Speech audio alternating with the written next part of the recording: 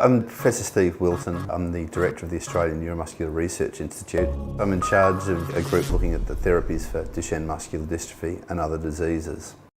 In muscular dystrophy, there's a spelling error in a gene that prevents this gene product from being made properly. When it's not made, the boys have very weak muscles. They get weaker and weaker. They get restricted to a wheelchair by the age of 12. And without good treatment, 90% would die before they were 20. They literally become too weak to breathe. And we've come up with a genetic band-aid that is able to mask the defective part of the gene message, the gene transcript, and allow a functional gene product to be made. So it's really a case of two wrongs making a right. So this compound is now in clinical trials. In America, there's been a number of boys have been treated with this for over 74 weeks now, and it appears that the disease has been slowed down substantially in the treated boys. It's a really cruel disease because the parents sort of describe it as death by 1,000 cuts.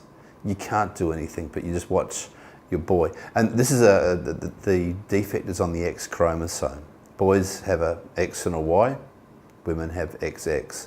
So a woman can carry a defective copy and not show any symptoms. She has a backup copy. But if she has a boy and passes on the defective copy, he doesn't have a backup and he will have the disease. I should also point out that I said it's a very cruel disease, is that it is genetic, but 1 in 3 cases has no prior family history.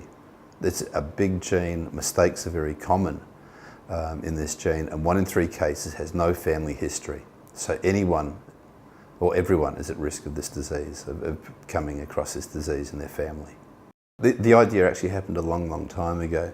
When I first joined the Australian Neuromuscular Research Institute, I was involved in developing diagnostic tests to try and work out if a family member was at risk of muscular dystrophy. And during some of the advanced screening techniques we were developing, I came across this phenomena where some of the gene messages were being manipulated naturally. There was this natural exon skipping. The cell was somehow trying to escape or bypass the mutation. I thought it'd be really neat if we could come up with a way of enhancing this, making it happen more frequently. It happened very, very low levels. 1 in 1,000 cells would do it. We wanted to ramp it up to make it much more efficient. I was at a conference in Lake Tahoe in America, presenting this work, and a guy was talking about a blood disease and using a genetic band-aids to correct a blood disease. And I thought, I wonder if I could extrapolate the technique to muscular dystrophy within a few months, and we had the first prototype of exon skipping working. That was 1997. And so now there are clinical trials going on around the world, and we're working with a company in America called Sarepta Therapeutics. They've had boys treated, and they've been able to show that the boys that are receiving the drug, over half their body, half their fibres are making the missing protein. There's a very rough test you can do to measure how far the boys walk. When they first started treating them, the boys could walk, and after the treatment has been going for over 70 weeks, the boys are still walking almost as far as they did at the start of the trial.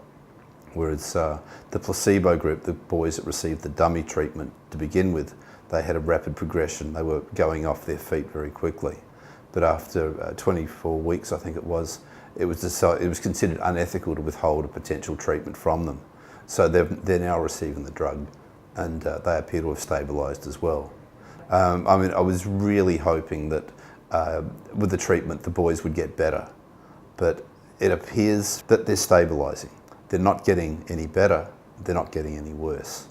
But these were boys that were being treated. They were reasonably old when they started treatment, and they were in basically the downhill slide. If you started treating a boy younger before the damage occurs, you might be able to sort of prolong the life and the quality of life and the ability a lot more. But again, it's still early days. I've just recently moved to Murdoch University, working with a group at the Centre for Comparative Genomics looking at rare diseases, and we're extending this technology to other conditions. So things like spinal muscular atrophy, cystic fibrosis, we're looking at Huntington's, we're looking at Alzheimer's. A whole range of different diseases are going to be amenable to this treatment. When we first started this work, one of my colleagues called it an interesting party trick.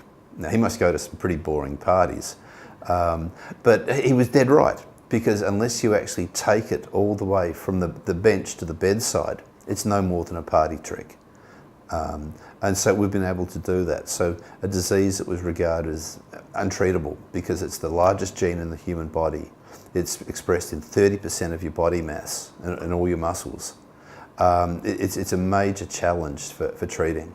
But using our little band-aids, they're injected into the bloodstream once a week and percolates through the body, and it gives the ability to gradually, for the body to bypass the mutation.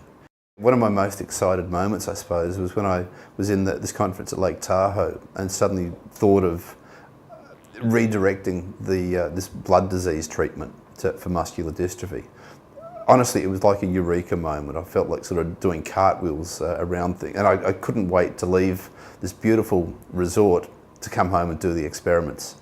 And the nice thing is that it didn't take long to come home and get the experiments working. So the technique worked straight away. But there was a lot of refinement to be done then, to be done afterwards.